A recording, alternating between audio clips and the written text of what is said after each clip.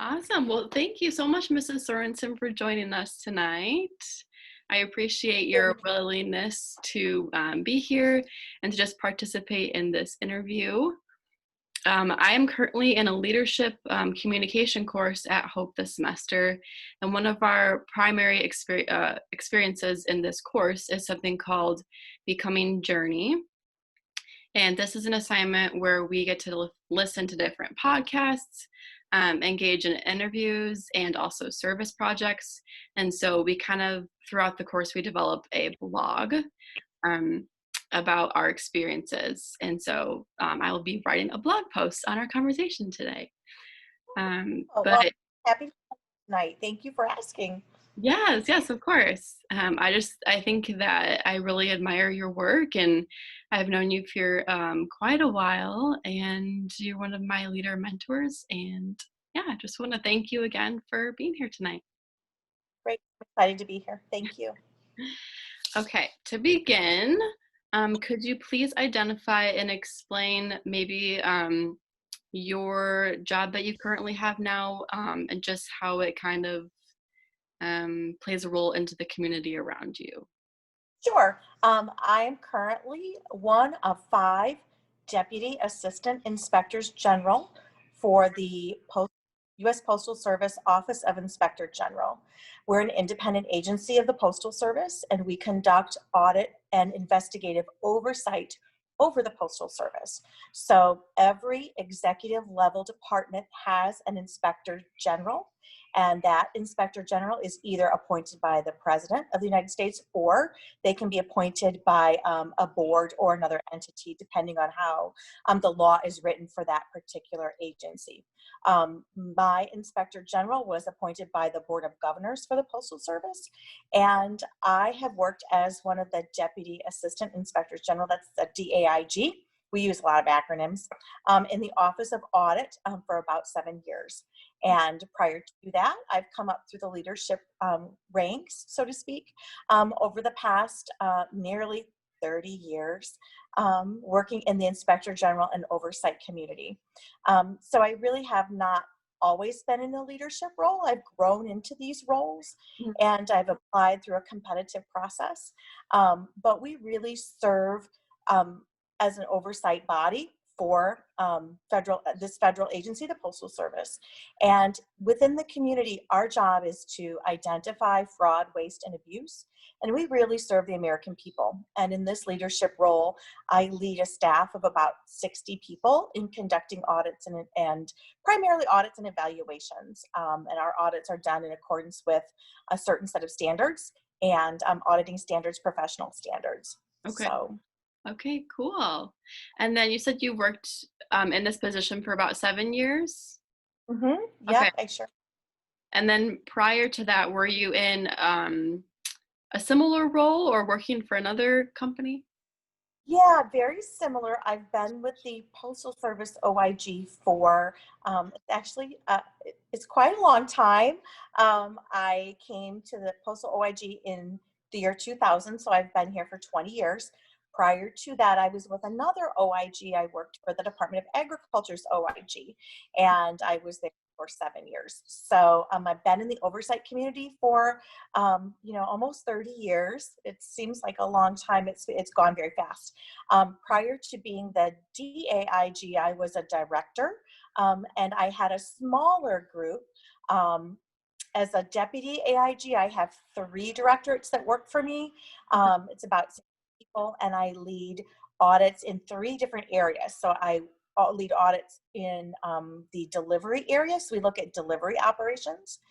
We look to see how efficient the Postal Service is at actually delivering your mail, and the tools that they use, and how they spend their money, right? And whether they're efficiently spending money, whether there are opportunities for cost savings in delivery. We also look at sales and marketing, and that's really different for a federal agency. Most federal agencies don't earn revenue, but the Postal Service does. It's a self-funded agency, and so we look at how they grow revenue and how they collect their revenue, and whether there are opportunities to maybe get into different product lines, things of that nature. So we look at the revenue side. And then I also have another group that does what we call quick response audits, and they look at delivery and retail operations, but at a very local level. And those audits are done very quickly, usually within 60 days. And we really try to turn those around to make a very local impact, to improve delivery operations at a local post office. So that would be getting mail out to, individual customers. So in those three groups, we issue about, roughly 25 to 30 reports per year.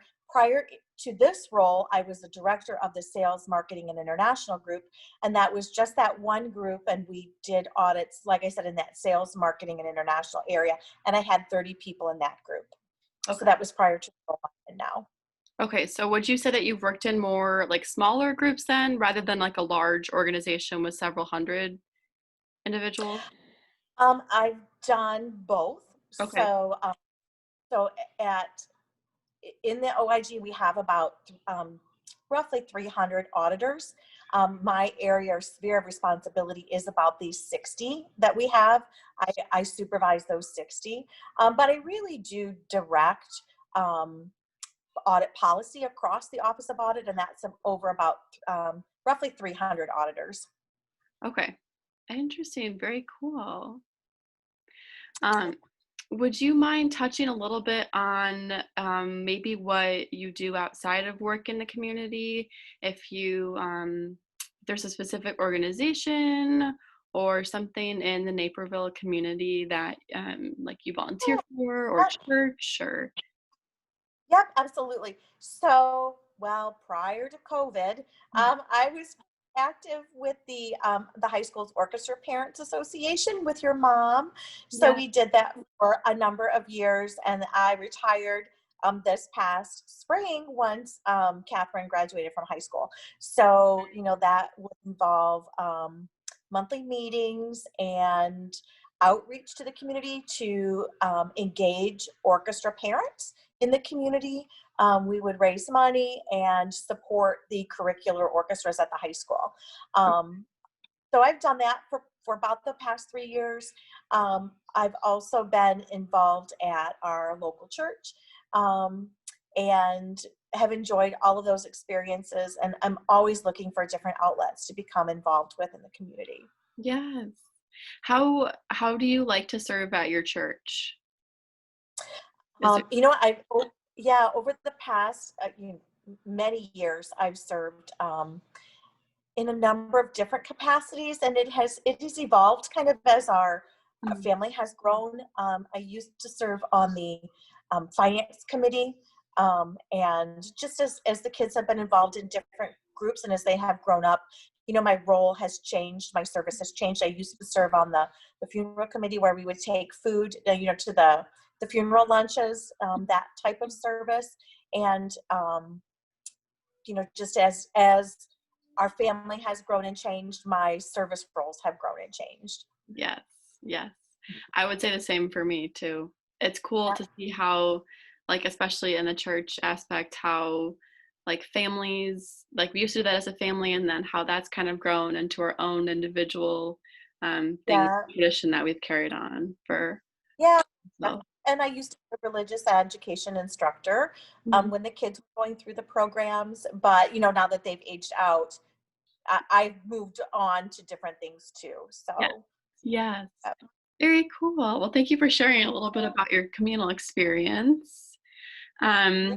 What would you say are maybe a few of your greatest strengths and weaknesses in maybe some different leadership roles and kind of working with a larger team?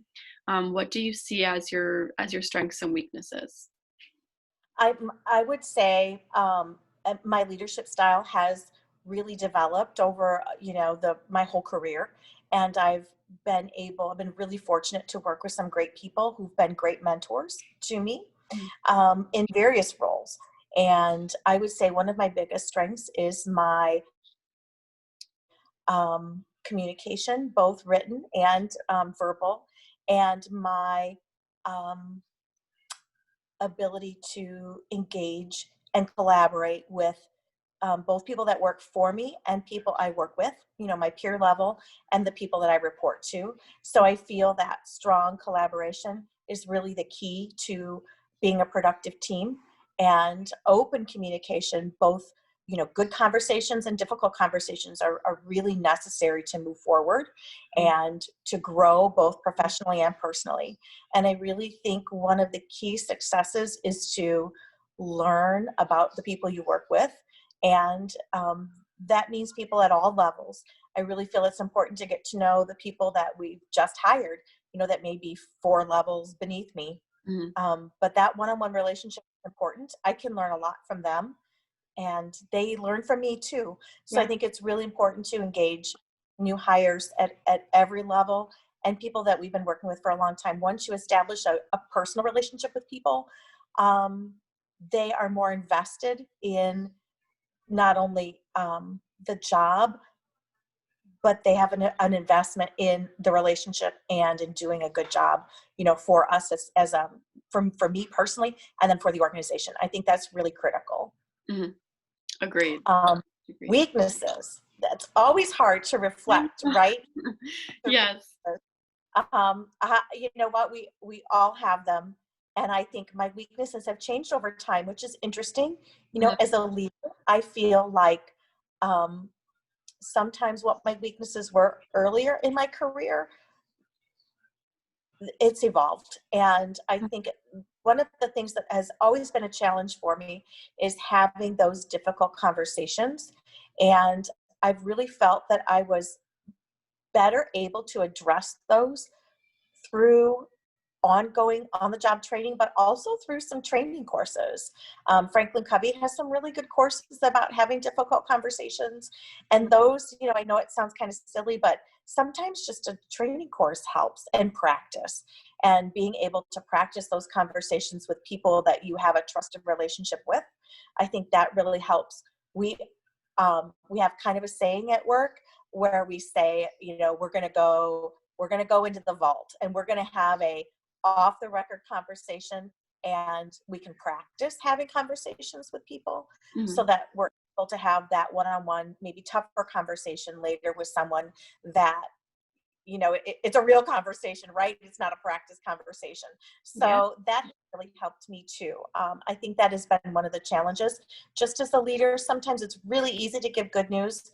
It's really tough to have an honest conversation about performance with someone. I think that it's really important to give honest feedback so that that person, the employee, can grow. And it's good for a professional relationship and for the organization. Sure. I definitely agree. And I know what it's like to struggle with those tough conversations, especially like I haven't experienced that a ton in the professional world just because I'm a college student now. But even with part-time jobs, I've experienced a little bit of that, and friendships too, having tough conversations with roommates and housemates and friends. It is a challenge, and it's good to know that those conversations that I have now will prepare me for things. Most definitely. Yeah.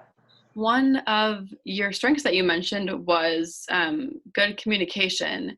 And I think now it's so cool to see the different ways everyone is able to communicate, whether it's over social media or YouTube, or I guess YouTube is a social media, but just the internet in general and face-to-face communication. Do you have a preferred method of communication? Yes, I do.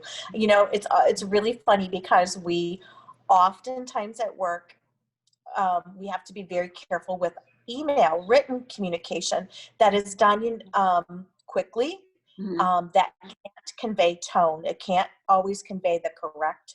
We don't always provide tone in an email. Sometimes people just type, and as they would speak, rather than take a moment to take a step back, pause, and reread the email. And I think oftentimes my preferred communication is to pick up the phone and have a conversation. And during COVID, we've often used Microsoft Teams or Zoom, video conferencing, instead of sending emails. because we can have a back and forth, and an email is a one-way form of communication and does not have like voice inflection, right? Mhm. There's no feedback loop. You're Yeah. waiting for someone to email you back.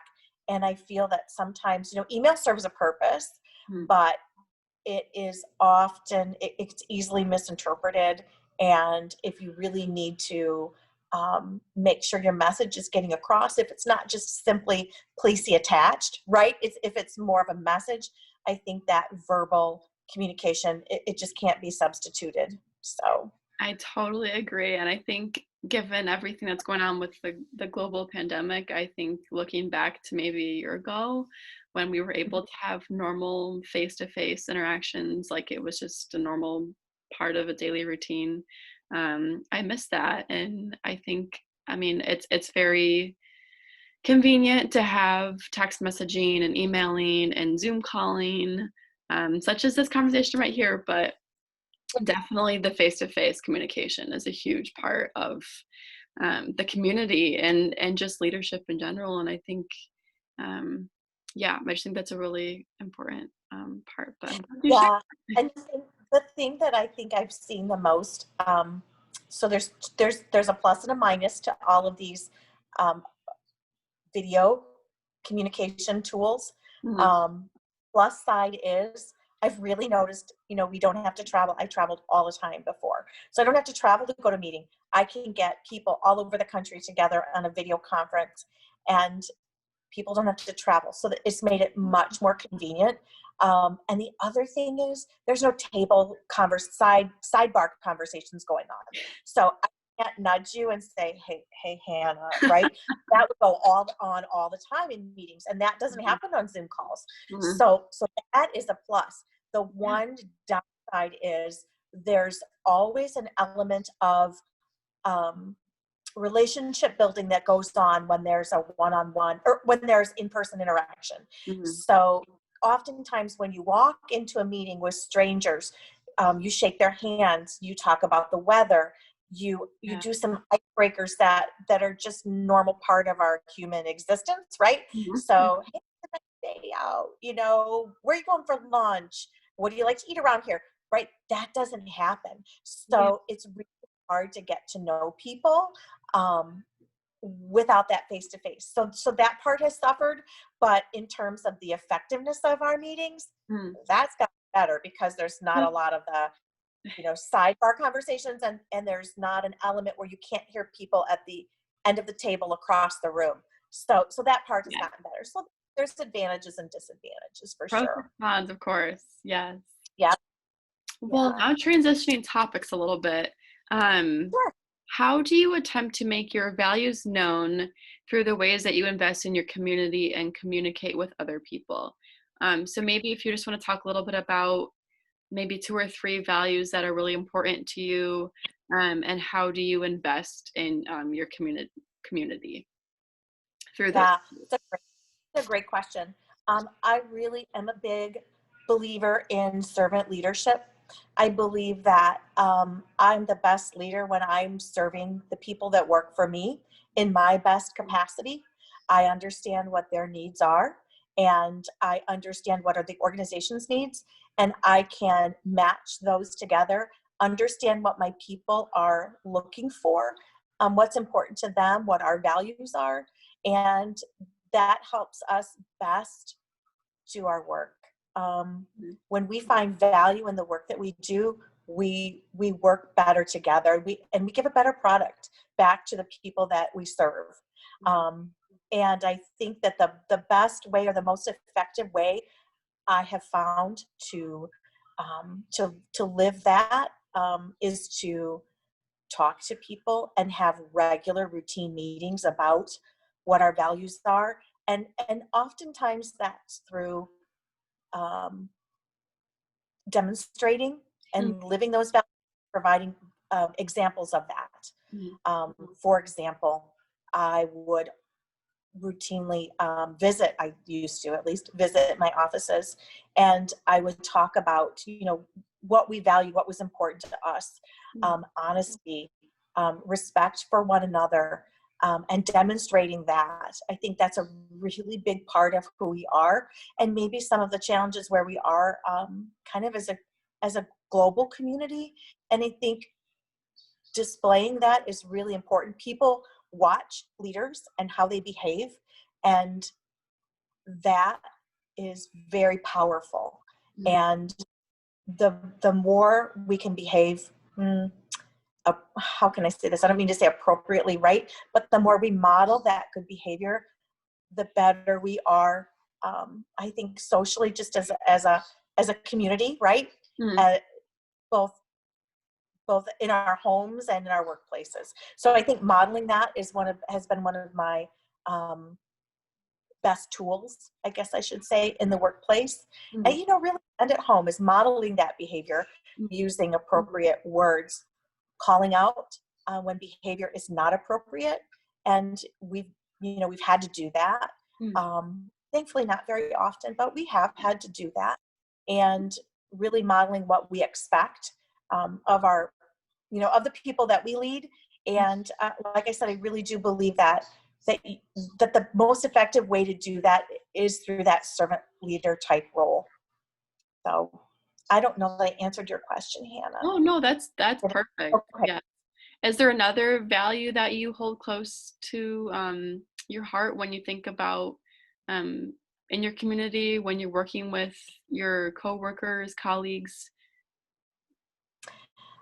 Yeah, there are so many. I really do, like I said, try to model the best behavior about respectfulness.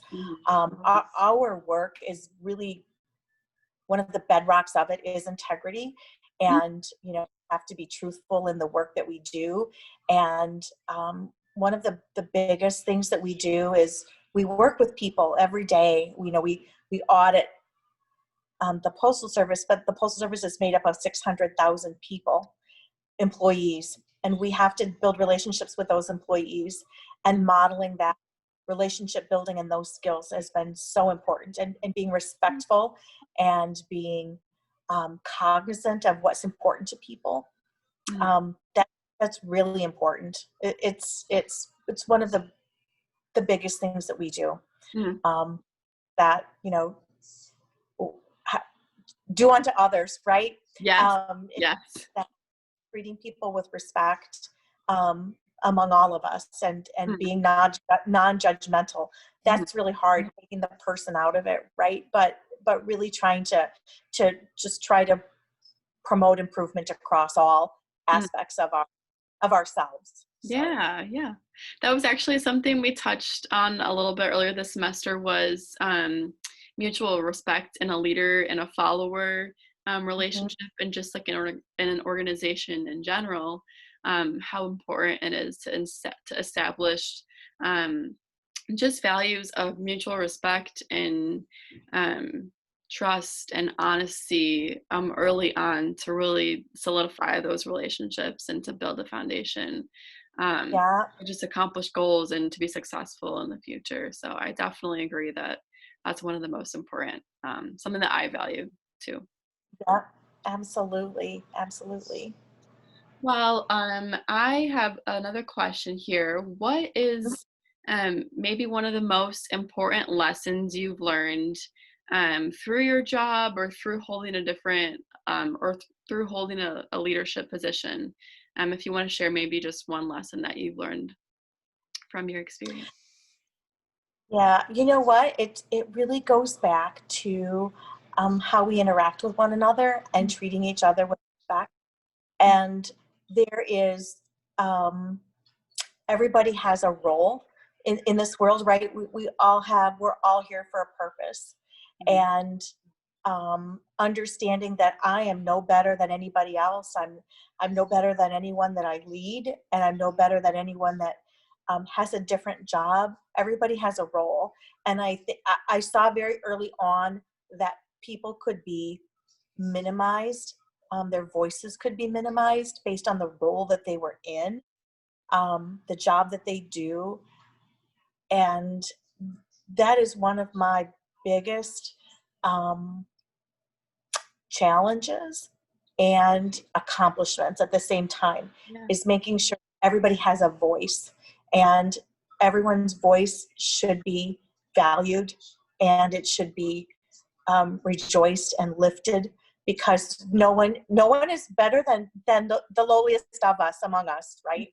So I think that we often everywhere, right, in the workplace, we marginalize people. In our community, they're marginalized, and understanding that um, those among us, those the least among us, are the greatest. And that's why I go back to that servant leader, kind of that theory, or that way of practicing leadership. It's so important to me, because everyone has value, and everyone's opinion has value. Mhm. And understanding where they come from makes us all better Yeah. in everything that we do. Yes. It's actually That very was the big that was the biggest lesson. And I wish that everybody had that lesson. I wish everybody could learn that lesson. I've had a lot of experiences in my career um, where I see that, where people are disregarded because of, for whatever reason, their work ethic, their intelligence, their race, creed, color, you name it, right? yeah. But they do, their position that they hold. And we are the losers when that happens, because everyone has value, and we can learn something from everybody. We learn something new every day. So We do. And that's actually another topic we talked about. One of our focuses this week is we're reading a chapter in our textbook about gender roles, and how they play, how it's an issue in society, especially today. And not even just gender, but like you mentioned a little bit, like race, ethnicity, background, whether they're a hard worker. I think that's definitely something that I've seen a little bit, and I think that that is a challenge that we are um, looking and struggling to overcome as Americans and in the United yeah, States. it sure is. And I feel it. I'm in an industry, when I started in this industry, it was very male dominated. And Mhm, at the executive level, it's very male dominated. mhm, And I must say, we've hired another female at my level, at this oh, DAIG level. And our inspector general is a woman, and I think she's a wonderful leader. And I think that she has a very big voice, and she's using it for good. oh, And it's a big challenge. It's definitely a challenge. And I think um, for women entering the workforce, learning to recognize that and overcome that mhm, it's a good skill. And I see it all the time. I get in meetings with my boss and the other guys that I work with, and we come on, and they're all talking football, or they're all talking whatever. And you know, the, the two women in the group, we have nothing to say, we have nothing to pursue. That doesn't interest us at all. mhm. So understand me as a woman, understanding that, I know that I need to, and if we're talking about, whatever, perfume, whatever, we're going to, that Yeah, Margaret, uh, we understand that that conversation excludes everyone else. We don't necessarily believe that they realize they're excluding us. Does that make sense? yeah, Like, we're aware of it. We don't know that they're always aware of it. So, educating our coworkers, I think, is important, and really trying to engage in that dialogue, I think, is important, to make them aware of that type of issue. yeah. It's good to hear that women are becoming more present in your career and in your field. That's awesome. Yeah. Yeah. That's awesome. Well, I have one last question here. Uh-huh. This is one of the questions that I wrote. Um, Okay. how do you feel, or how do you find a healthy balance in working full time, being a mom, and serving in your community? That's a really hard challenge. It has been a challenge for me, really, since I got married and had kids. Mhm. My family is the most important thing to me, my faith, my family, and then my job. And I feel like it has always been a struggle to find a balance Mhm. between those or among those things. It's always been a challenge. And what I have learned over time is that there is no such thing as fairness.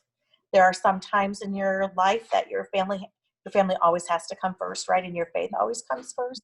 But there are times when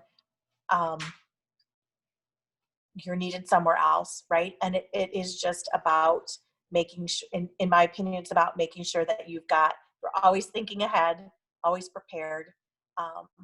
And you just try to recognize what those Yeah. obstacles are. And it's definitely a challenge. It's been my biggest struggle, is balancing my work demands. And oftentimes that'll require me to work at night, after everybody's in bed, or I will have to work. I never get up early, so I don't work early in the morning. I have to stay up late to get things done. Mhm. That's been the way I've accommodated.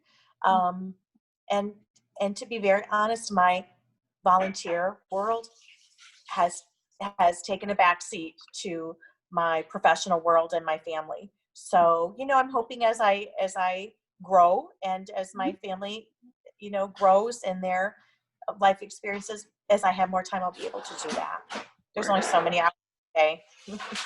I totally understand that. And I just thinking as a woman, just thinking about my career and my hope to have a family and be married someday. It's definitely something that's on my mind too. And seeing, I think we've known each other for 15-ish years. Long time. Yeah. Yeah.